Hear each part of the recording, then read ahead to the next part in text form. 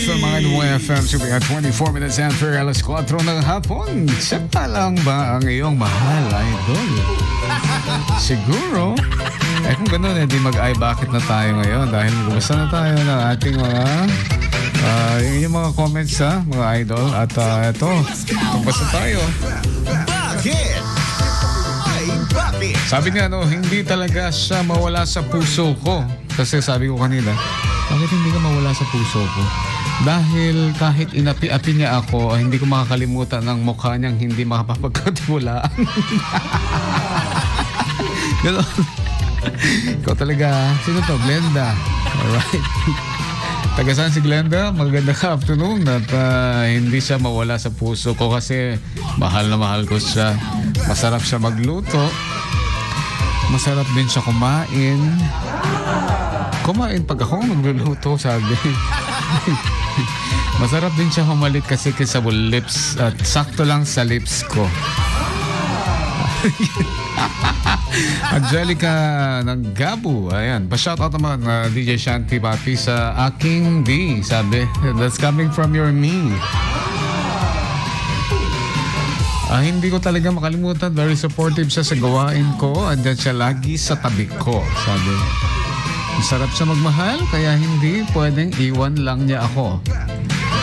Ayun, ganoon. Ayan Papi Shan, pa-shoutout si Yuri ito ng Barangay 33, Lawag City, and shoutout sa mahal ko. Sana ikaw na ulit ang magluluto mamayang gabi. Sabi. Ikaw na. Okay. Ika nga. Sabi pala mali yung pagkakabasa ko. Masyado maliliit kasi. Ika nga.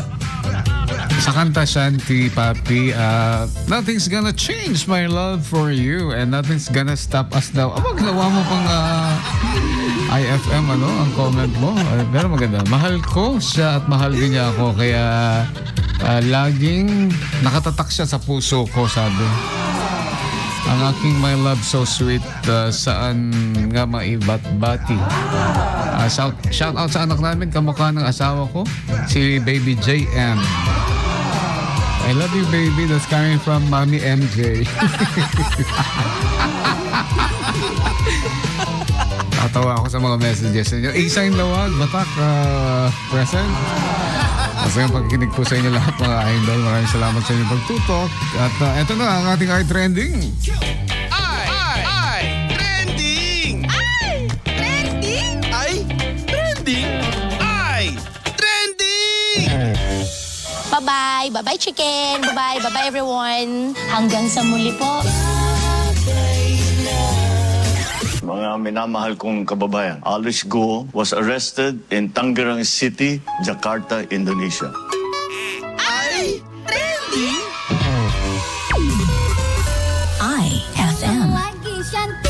Eto naman tayo para sa ating Feb 20 edition ng ating iTrending. Kilala ba ninyo si Jam Ignacio? Siya yung nangbugbog sa isang party DJ kamakailan lamang at nagsampa ng kaso.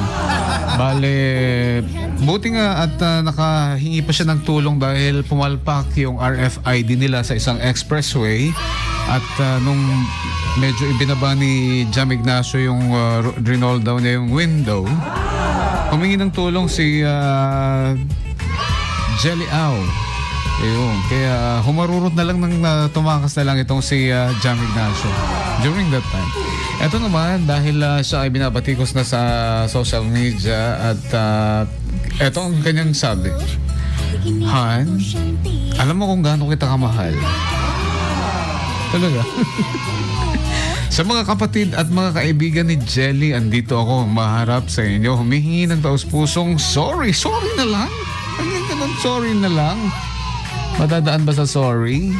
Binugbog mo yung tao, halos dumoble ang kanyang lips.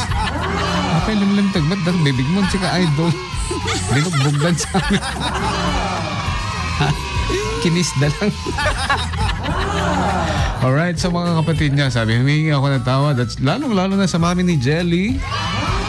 Sorry, ma. Alam niyo naman na mahal ko si Jelly.